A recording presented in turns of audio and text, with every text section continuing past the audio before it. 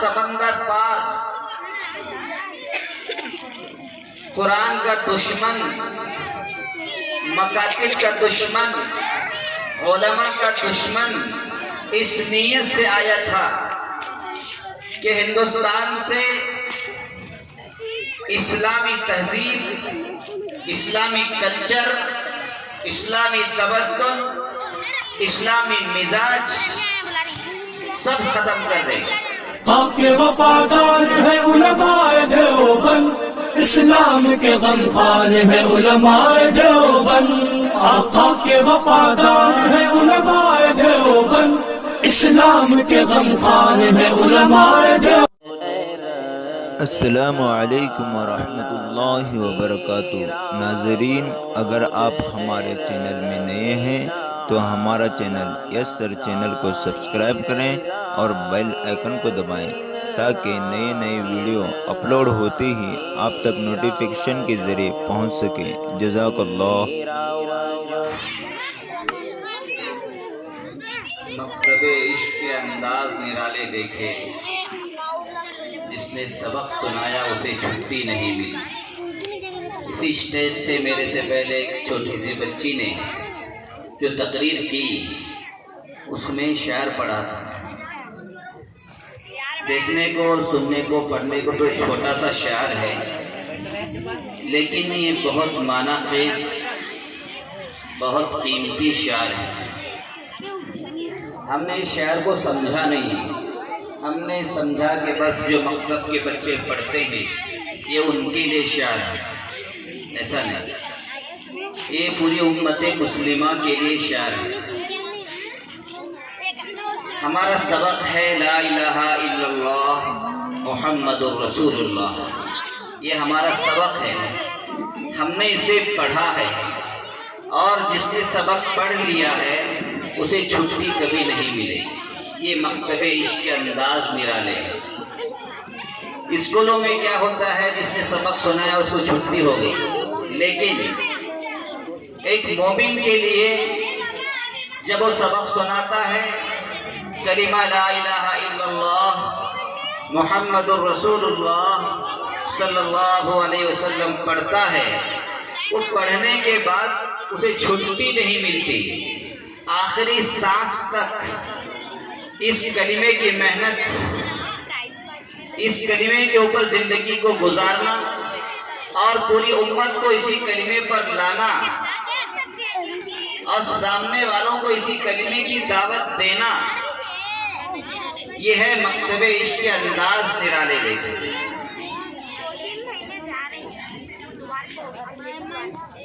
تو بہت قیمتی شعر ہے، اس شعر کو ہمیشہ ہمیں یاد رکھنا چاہیے، اور جو ہم نے کلمہ پڑھا ہے اس کا مطلب، اس کے تقاضے، ان کو بھی مستحضر رکھنا چاہیے۔ تو یہ ماشاءاللہ یہ مکتب کا جلسہ ہے۔ ہماری ایک بہن ہے ہمارے حافظ صاحب کی شاگردہ، جنہوں نے یہ محنت کی ہے، ماشاءاللہ دیکھ کر اور سن کر بڑی خوشی ہوئی۔ یہ وہی مکتب ہیں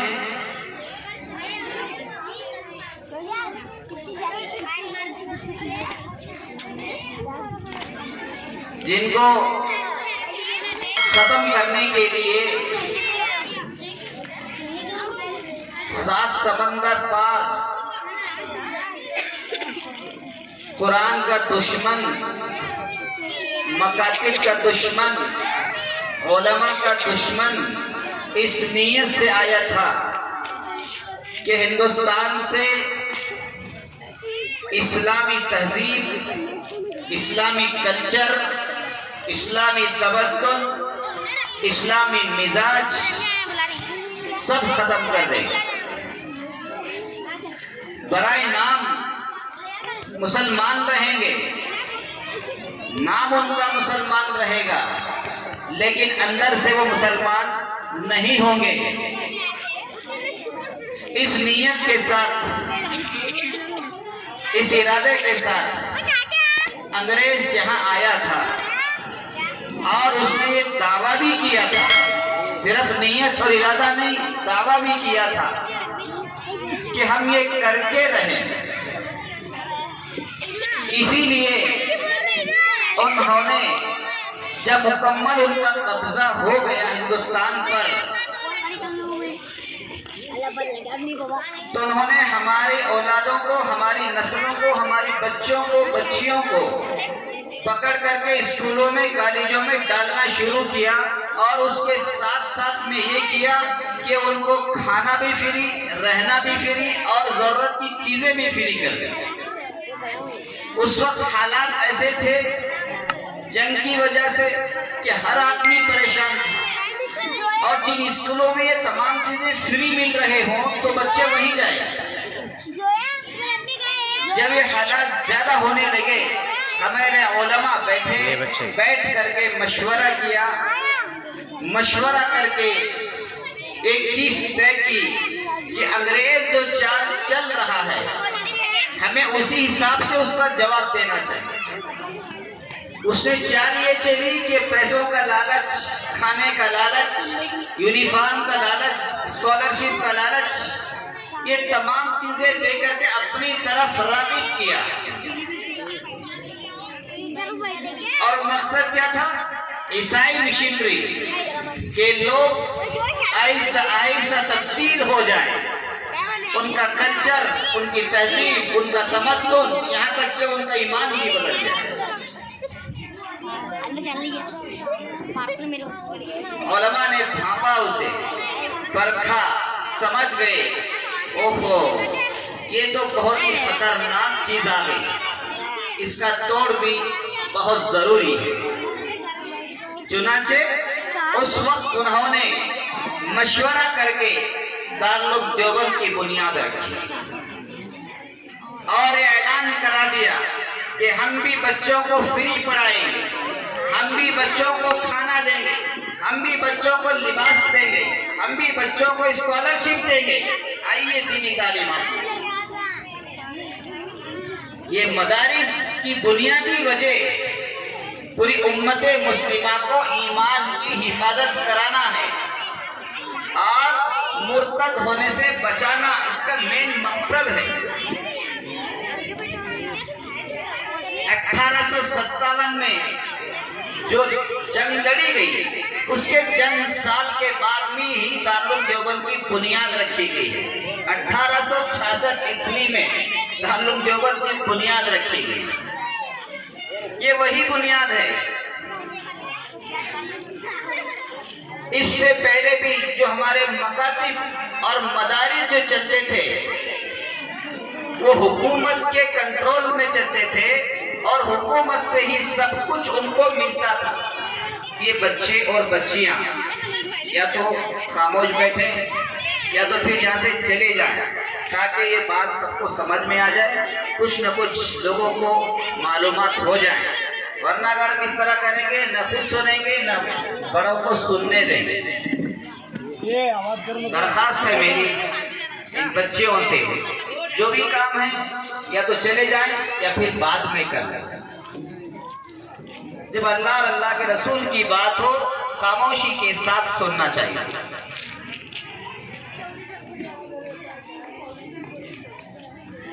ان بچوں کو جگہ دے دو، یہ جا رہی ہے بچے ہماری۔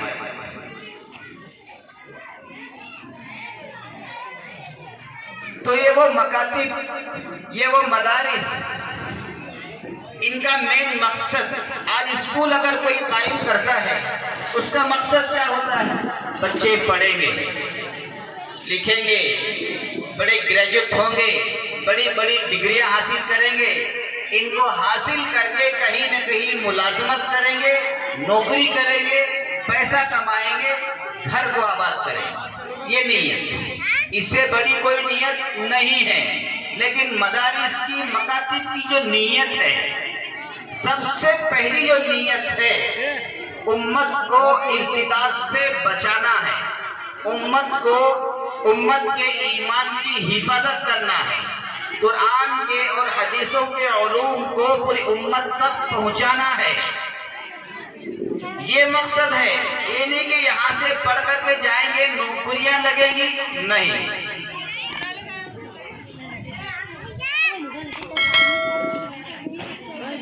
شبلی رحمۃ اللہ علیہ کے دور میں جو مدرسہ چل رہا تھا اس وقت نظام حیدرآباد بڑا مالدار اس نے پیشکش کی تھی کہ آپ اپنے مدارس کے اندر کچھ ایسی چیزیں بھی سکھائیں تاکہ وہ نوکری بھی کر سکے، تو میں آپ کو سالانہ اتنی بڑی رقم دوں گا اگر آپ یہ قدم اٹھائیں۔ انہوں نے کہا ہم مدرسوں میں مکتبوں میں جو پڑھا رہے ہیں وہ نوکری کے لیے نہیں پڑھا رہے، ہاں پیٹ کو پالنا ضروری ہے، بیوی بچوں کے حقوق ادا کرنا ضروری ہے، دنیا میں آئے ہیں تو اسباب کا اختیار کرنا ضروری ہے، لیکن ہم اس کے لیے دوسرے ذرائع استعمال کریں گے، ہم کوئی اور نوکری کر لیں گے، لیکن مدارس اور مکاتب کا مقصد ہی صرف یہ ہے کہ ہم للہ اللہ کے لیے سیکھیں اور اللہ ہی کے لیے آگے کی زندگی اس کو سکھائیں۔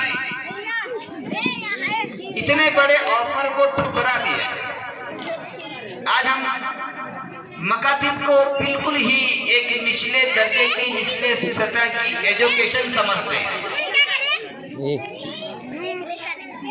حدیث شریف میں ہے، قرآن کریم اور احادیث جس کو ہم علم بولتے ہیں، یہی دو چیزیں، باقی جو چیزیں ہیں اس کو آپ علم نہیں کہہ سکتے۔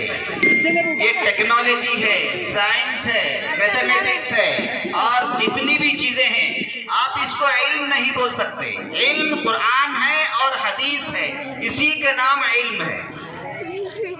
یہ اب جتنی چیزیں ہیں، سائنس ہے، ٹیکنالوجی ہے، فلاں ہے، یہ تمام چیزیں فن کہلاتی ہیں۔ فن، یہ زندگی گزارنے کے لیے ان چیزوں کی ضرورت ہوتی ہے، یہ فن ہے، فنا ہونے والی چیز ہے۔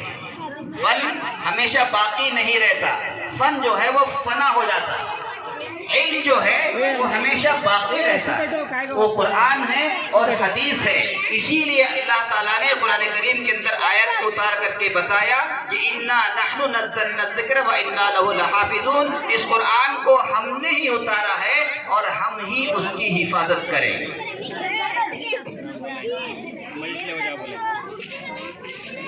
اور 1443 سال چل رہے ہیں ہجری کے، جو 1400 سال پہلے قرآن تھا وہی قرآن آج ہمارے پاس موجود ہے، جس کے اندر ایک زبر اور زیر کا بھی فرق نہیں ہوا اور نہ کوئی اس میں فرق کر سکتا ہے۔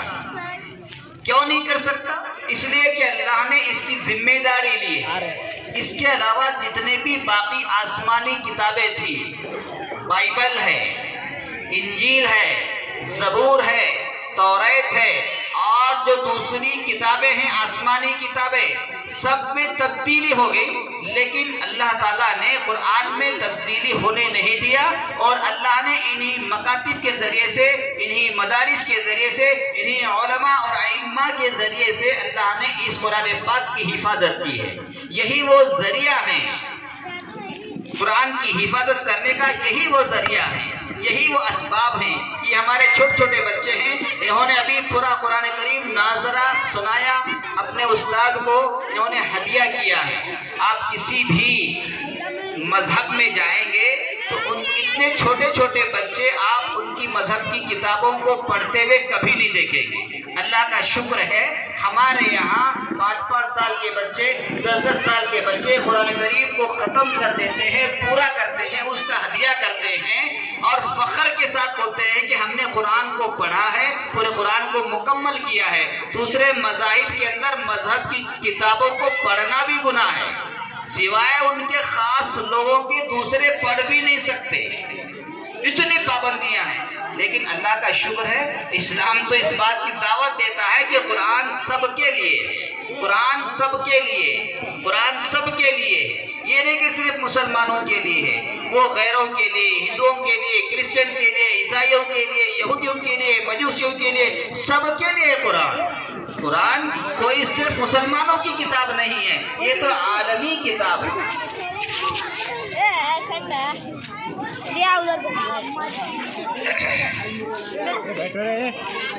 भाई बच्चे शोर न करें, शायद देर भी काफी हो गई, बच्चों को भूख भी लगी है, हमारी माएँ बहनें भी हैं माशाल्लाह।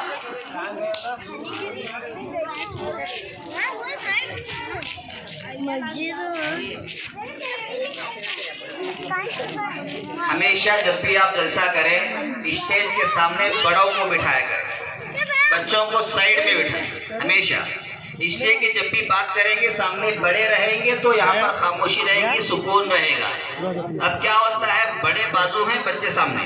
अब बच्चे तो जहाँ रहेंगे वो अपने हिसाब से रहेंगे, आप उनको जितना बोलेंगे इतना ज्यादा करेंगे, इसलिए कि बच्चे हैं।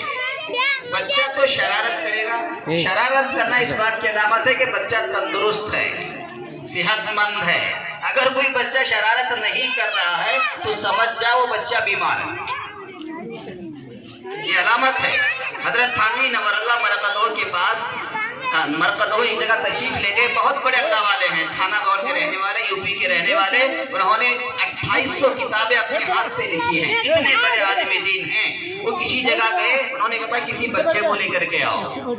एक साथी गए घर में, अपने बच्चे को समझाकर बुझाकर, आवाज नहीं करना, शोर नहीं करना, शरारत नहीं करना, बिल्कुल बिल्कुल चुपचाप बैठना जाता है।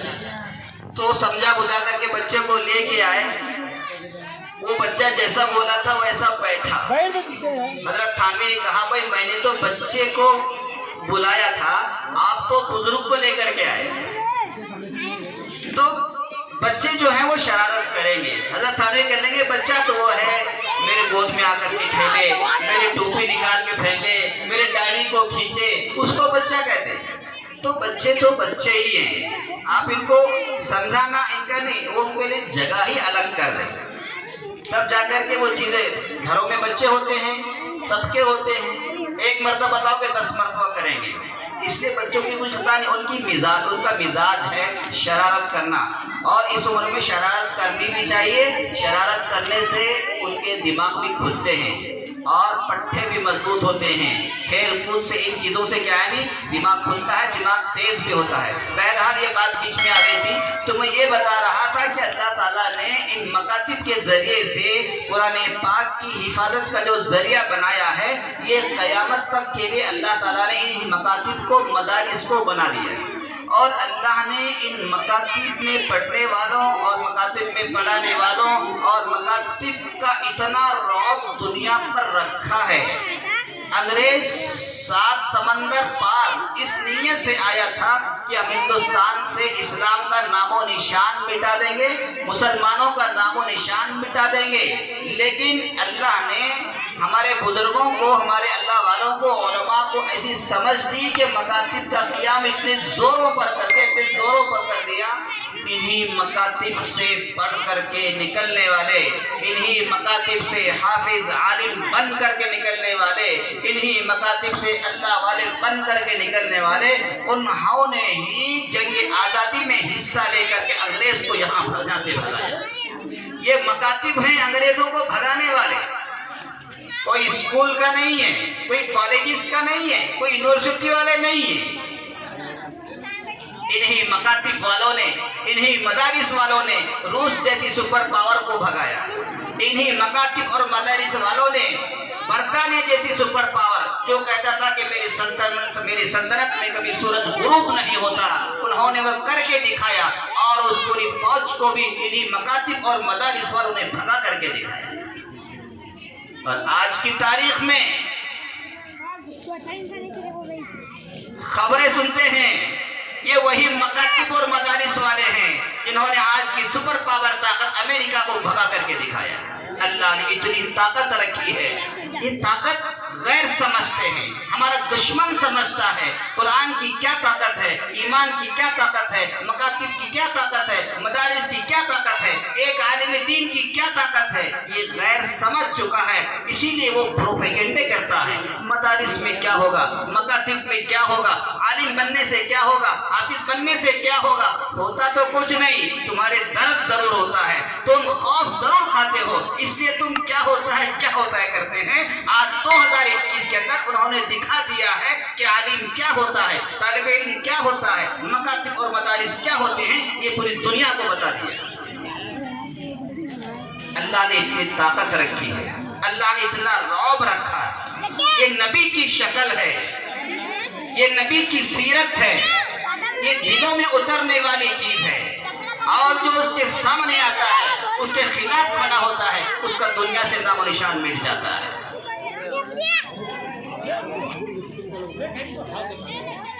اللہ نے اس گئے گزرے زمانے میں بھی وہ کر کے دکھایا ہے، لیکن مکاتب کی اہمیت ہم نہیں جانتے۔ غیروں سے پوچھو، سپر پاور طاقتوں سے پوچھو، اس سے کیسا ماحول بنتا ہے۔ ہماری اسلامی تہذیب، اسلامی کلچر دیکھ کر کے یورپ میں، امریکہ میں لوگ ایمان قبول کر رہے ہیں، وہ پریشان ہیں۔ لوگ اسلام میں داخل ہو رہے ہیں۔ دنیا میں سب سے زیادہ پھیلنے والا مذہب، دنیا میں سب سے زیادہ قبول کیا جانے والا مذہب وہ اسلام مذہب ہے۔ چرچ لندن میں آپ اخبارات اٹھا کر کے دیکھیں، نیٹ کھول کر کے دیکھیں، وہاں کے چرچ بک رہے ہیں، ان چرچوں کو مسلمان خرید کر کے مساجد بنا رہے ہیں۔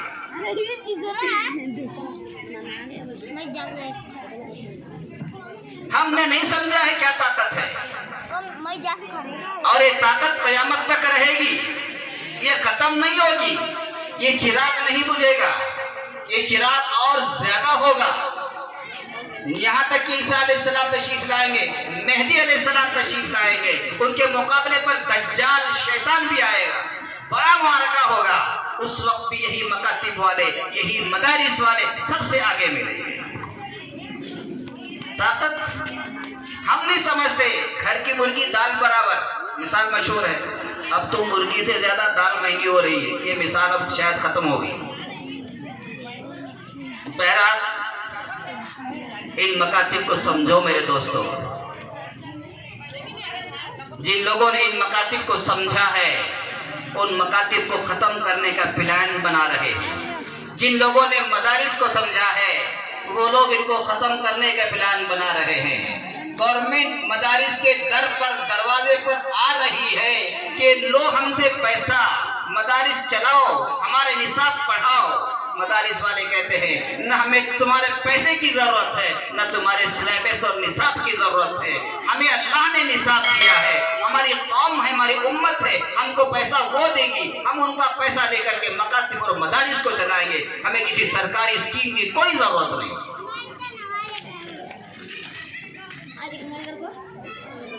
اللہ نے اس قوم کو، علماء کو جوڑا ہے، مکاتب اور مدارس کے ذریعے سے ہی جوڑا ہے۔ وہ جو تعلق ہے اس کو توڑنا چاہتے ہیں، وہ تعلق جب تک رہے گا اور جب تک تھا، قوم سر بلندی پر تھی، بہت اونچے مقام پر تھی، ہم مالک تھے اس وقت۔ جب سے ہمارے اندر قوم میں، علماء میں بگاڑ آ گیا، دوری ہو گئی، قرآن کو ہم نے چھوڑ دیا، سنتوں کو چھوڑ دیا، تب سے ہم غیروں کے سامنے جھکنے لگے۔ تو اللہ نے ہم کو وہ طاقت دی ہے، اس کے اندر روحانی طاقت بھی ہے، جسمانی طاقت بھی ہے۔ ایک ہوتا ہے نظریہ، آئیڈیا، یہ سب سے اہم چیز ہوتی ہے۔ کسی بھی انسان کو پہچاننا ہو، اس کا نظریہ دیکھیے، اس کا آئیڈیا دیکھیے۔ آئیڈیا کیا ہے؟ اس کا نظریہ۔ بہت تنظیمیں ہوتی ہیں، بہت تنظیمیں ہیں بھی، تنظیموں کو نہ دیکھیں، ان کے نظریوں کو دیکھیں، اس کا نظریہ کیا ہے۔ اسی طرح اسلام کا بھی ایک نظریہ ہے، مکاتب کا بھی ایک نظریہ ہے۔ یہ جو نظریہ ہے اسلام کا، خدا پر یقین والا، جنت اور جہنم والا، یہ جو نظریہ ہے، اس نظریے کی وجہ سے آج مسلمان ہر گناہ سے بچنے کی کوشش کرتے ہیں۔ دوسری قوموں میں یہ نظریہ نہیں ہے، مرنے کے بعد کوئی چیز نہیں، مرنے کے بعد مٹی میں مل جاتے ہیں، یا فلاں فلاں پھر دوسرے شکل میں دنیا میں آ جاتے ہیں، یہ نظریہ اسلام کا نہیں ہے۔ اسلام کا نظریہ یہ ہے کہ اگر آپ ایک مرتبہ سبحان اللہ کہیں گے، اللہ تعالیٰ تمہارے جنت میں ایک درخت لگائیں گے۔ 100 مرتبہ سبحان اللہ کہیں گے، اللہ جنت میں تمہارے لیے 100 درخت لگائیں گے۔ یہ ہمارا یقین ہے، یہ ہمارا نظریہ ہے، یہ ہمارا عقیدہ ہے۔ شراب پیو گے جہنم میں سزا ملے گی، چوری کرو گے جہنم میں سزا ملے گی، یہ ہمارا نظریہ ہے، یہ ہمارا عقیدہ ہے۔ ہم چوری اس لیے نہیں کرتے کہ جہنم میں جائیں گے تو سزا ملے گی۔ ہم شراب اس لیے نہیں پیتے کہ ہم مرنے کے بعد میں جہنم میں جائیں گے، یہ ہمارا نظریہ ہے۔ اگر پوری پولیس بھی لگ جائے، روکے شراب کوئی نہیں پی سکتا، تب بھی انسان چھپ کر کے پی ہی لیتا ہے۔ لیکن جس کا نظریہ بن جائے شراب پینا ہی حرام ہے، حرام کھانا حرام ہے، وہ کبھی نہیں کرے۔ یہ وہ نظریہ جو ہے لوگ سمجھ چکے ہیں کہ اسلام بہت پاکیزہ مذہب ہے، یہ حلال چیزوں کی ترغیب دیتا ہے اور حرام چیزوں سے بچاتا ہے۔ یہ جو نظریہ ہے، شراب بنانے والے کون؟ وہی لوگ ہیں، ان کا کاروبار بند ہو جائے گا۔ نفرتیں پیدا کرنے والے کون؟ وہی تو لوگ ہیں، ان کے کاروبار بند ہو جائیں گے، ان کے دھندے بند ہو جائیں گے۔ اگر اسلام پوری دنیا میں پھیل گیا، کسی بھی ہتھیار کی، بارود کی، بم کی، کسی چیز کی بھی ضرورت نہیں پڑے۔ یہ وہ چیزیں ہیں میرے دوستوں، آج اللہ تعالیٰ انہی مکاتب کے ذریعے سے، انہی مدارس کے ذریعے سے اس نظام کو چلا رہے ہیں۔ جتنا امن اور شانتی کا درس، جتنا امن اور بھائی چارگی کا سبق یہ مکاتب اور مدارس دیتے ہیں، دنیا میں کوئی آپ کو ایسی یونیورسٹی نہیں ملے گی، ایسے کالج نہیں ملے گا جتنا مدارس اور مکاتب میں امن اور شانتی کا درس دیا جاتا ہے۔ ہمارے یہاں تو یہ ہے کہ آپ راستہ چل رہے ہو، مکاتب میں سکھایا جاتا ہے، مدارس میں سکھایا جاتا ہے۔ اگر آپ راستہ چل رہے ہو، اگر راستے میں کوئی کنکر گرا ہوا ہو، کوئی پتھر گرا ہوا ہو، کوئی کانٹا گرا ہوا ہو، اس کو ہٹانا ثواب کا کام ہے۔ یہ نہیں کہ کانٹے لا کر کے ڈالنا، نہیں، اس کو ہٹانا ثواب۔ یہ امن اور شانتی کہ مسلمان یہ چاہتا ہے کہ کسی بھی انسان کو، وہ کسی بھی مذہب سے تعلق رکھتا ہو، اسے ایک پتھر تک نہ چبھے، اسے کنکر تک نہ چبھے، اسے کانٹا تک نہ چبھے، اسے ستانا، اسے مارنا وہ تو دور کی بات ہے، اسلام تو سکھاتا ہی نہیں ہے۔ المسلم من سلم المسلمون من لسانه ويده، وہ مسلمان ہی نہیں ہے جس کے ہاتھ سے اور زبان سے کسی دوسرے کو تکلیف پہنچے۔ یہاں تک کہہ دیا، مسلمان کسی کو تکلیف پہنچا سکتا ہی نہیں۔ اگر وہ پہنچا رہا ہے تو اس کے ایمان میں کمزوری ہے، اس کے اسلام میں کمزوری ہے، کہ وہ صحیح مسلمان نہیں۔ اس لیے میرے دوستو، ان مکاتب کو سمجھو۔ اللہ تعالیٰ نے ایک بہترین ہمیں ذریعہ دیا ہے، ہماری تہذیب، ہمارا کلچر، یہ ہماری ٹوپی، یہ جبہ، یہ داڑھی، یہ ہمارے برقعے، یہ ہماری بچوں کے اسکارف، یہ ہماری تہذیب ہے۔ جو قوم اپنی تہذیب کو چھوڑ دیتی ہے، جو قوم اپنے کلچر کو چھوڑ دیتی ہے، وہ قوم دنیا سے مٹ جاتی ہے، وہ قوم دنیا سے مٹ جاتی ہے، تاریخ اس کو مٹا دیتی ہے۔ اگر قوم کو بچانا ہے، تاریخ کو بچانا ہے، تو ہمیں اس تہذیب کو بچانا ہے، اس کلچر کو بچانا ہے۔ یہ ہمارا کلچر جو ہے اتنا پاکیزہ کلچر ہے، اتنا پاکیزہ کلچر ہے۔ بڑے بڑے جو اینکر ہیں وہ جب اسلامی ممالک میں جاتے ہیں، وہاں جا کر کے ایمان قبول کر رہے ہیں، ایمان قبول کر رہے ہیں۔ ہمارے ان برقعوں کو دیکھ کر کے، ہمارے اس پردے کو دیکھ کر کے، ابھی آپ یہ کورونا چل رہا ہے، لوگ پریشان ہیں، ہر آدمی ماسک لگائے پھر رہا ہے، اور غیروں کی مستورات بھی ماسک لگائے پھر رہی ہیں، لیکن ماشاءاللہ ہماری مستورات ہمیشہ سے ماسک لگاتی ہیں۔ تھوڑا سا ماسک لگانے بیماری نہیں آئے گی، وائرس نہیں آئے گا۔ اور ماشاءاللہ ہمارا کلچر ہی یہ ہے، ہماری تہذیب ہی یہ ہے کہ جب گھر سے باہر نکلو، برقع پہن کر کے نکلو، نقاب ڈال کر کے نکلو، تو کون سا وائرس حملہ کر سکتا ہے؟ نہ کسی قسم کے شیاطین کے وائرس آئیں گے، نہ کسی قسم کے بیماری کا وائرس آئے گا، نہ کوئی بری نگاہیں گرے گی۔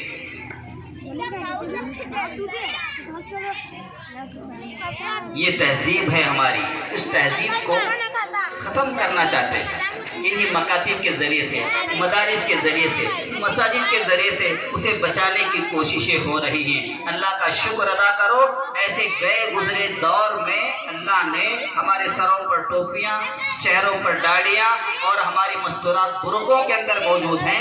یہ اللہ کا بڑا کرم ہے، ورنہ سامنے والوں نے اتنے زبردست پروپیگنڈے کر لیے تھے یہاں تک کہ کر کے تھک گئے، لیکن اللہ کا شکر ہے کہ انہی مدارس اور مکاتب نے ان کی حفاظت کی ہے۔ ہم نہیں، یہ غیر میڈیا پر آ کر کے بتا رہے ہیں کہ انہی مکاتب اور مدارس اور تبلیغی جماعت نے ان کو بچایا ہے۔ وہ خود اعلان ڈنکے کی چوٹ پر کہہ رہے ہیں کہ ہم نے بہت کوششیں کر دی، لیکن یہ اپنے تہذیب کو نہیں چھوڑتے ہیں، اپنے کلچر کو نہیں چھوڑتے ہیں۔ یہ بہت بڑی بات ہے میرے دوستو، اس لیے ان مکاتب نے ہمارے ایمان کو بچایا ہے، ہماری تہذیب کو بچایا ہے، ہمارے کلچر کو بچایا ہے۔ اب ہماری ذمہ داری یہ ہوتی ہے کہ ہم مکاتب کو بچائیں، ہم مکاتب میں ترقی کریں، مکاتب میں پڑھنے والوں کے انتظامات کریں، یہ ہماری ذمہ داری ہوتی ہے۔ مکاتب کا نظام جتنا پھیلے گا اللہ تعالیٰ ارتداد کو ختم کریں گے۔ ہریانہ کے اندر، پنجاب کے اندر جب وہاں ارتداد پھیلا سن 47 سے پہلے، جب لوگ وہاں مرتد ہوئے تو علماء فرماتے ہیں اس کی وجہ کیا ہوئی کہ وہاں کے لوگ زیادہ مرتد ہوئے۔ تو علماء فرماتے ہیں کہ وہاں اس وقت مکاتب بھی نہیں تھے، مدارس بھی نہیں تھے، اس لیے وہاں کے لوگ مرتد ہوئے۔ دیکھیں کتنی بڑی چیز ہے۔ پھر دنیا میں آنے کا مقصد یہ ہے کہ ہمارا ایمان سلامت رہے۔ اگر وہی چیز سلامت نہیں ہے تو پھر زندگی کو لے کے کرنا کیا ہے؟ یہ تو چند دن کی زندگی ہے، اسے چھوڑ کے جانا ہے۔ ہمیشہ کی جو زندگی ہے وہاں ایمان کے بغیر داخلہ نہیں ہے جنت کے اندر۔ اگر وہی ہمارے اندر سے چیز نکل جائے پھر تو ہم خسارے میں۔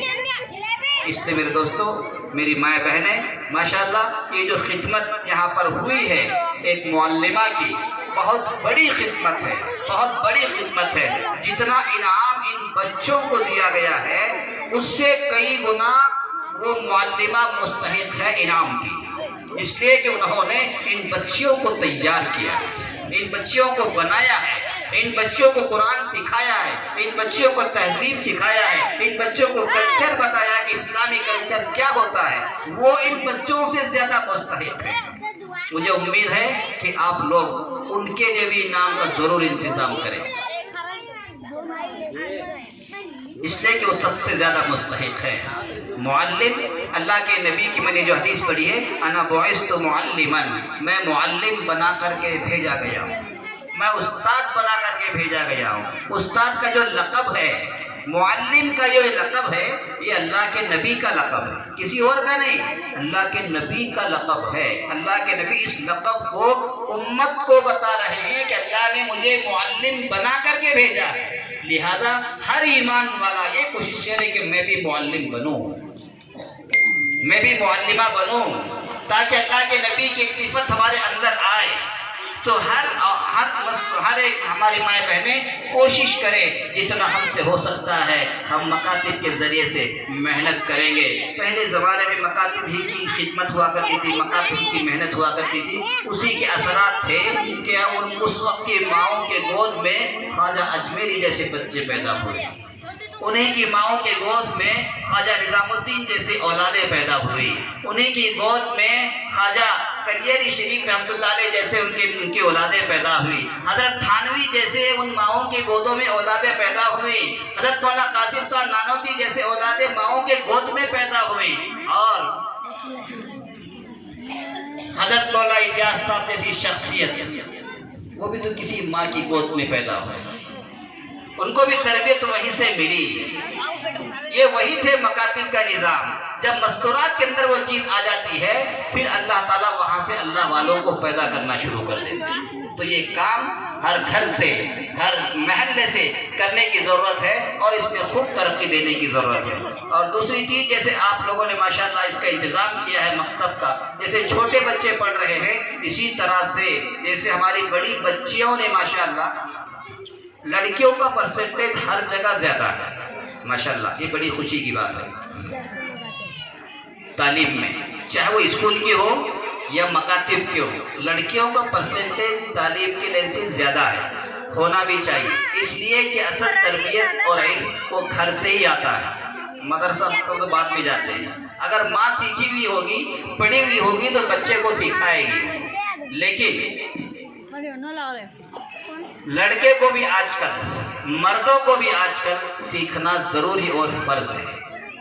देखो हम पर नमाज फर्ज है या नहीं है? नमाज फर्ज है, और नमाज में कुरान पढ़ा जाता है। जितना नमाज में कुरान पढ़ा जाता है इतना सही सीखना फर्ज है।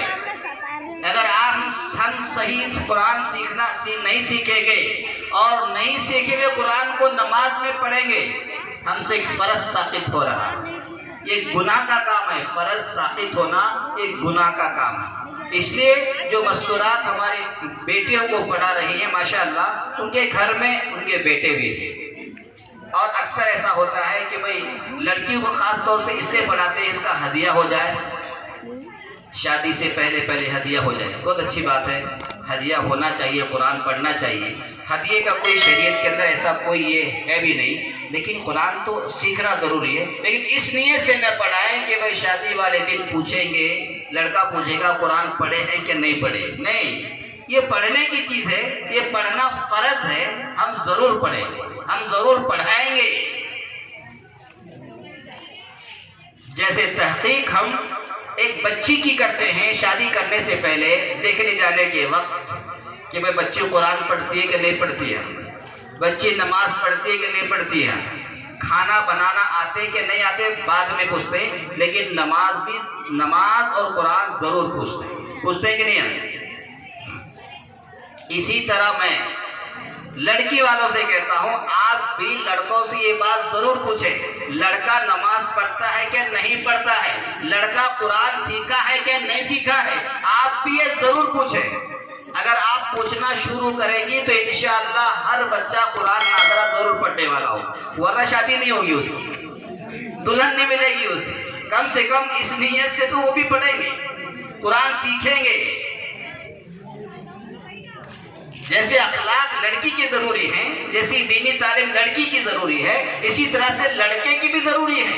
दोनों तरफ से होना जरूरी, एक तरफ से नहीं। हम बीवी को तो बोलते हैं नमाज पढ़ो, लेकिन खुद नमाज नहीं पढ़ते हैं, गलत चीज, गलत तरीका है। नमाज तो सब पर फर्ज है, जो बालिग हो गया उस पर नमाज फर्ज है, मर्द हो औरत हो कोई भी। इसलिए मेरे दोस्तों इसका एहतमाम करें, तालीमे बालिगान भी शुरू करें।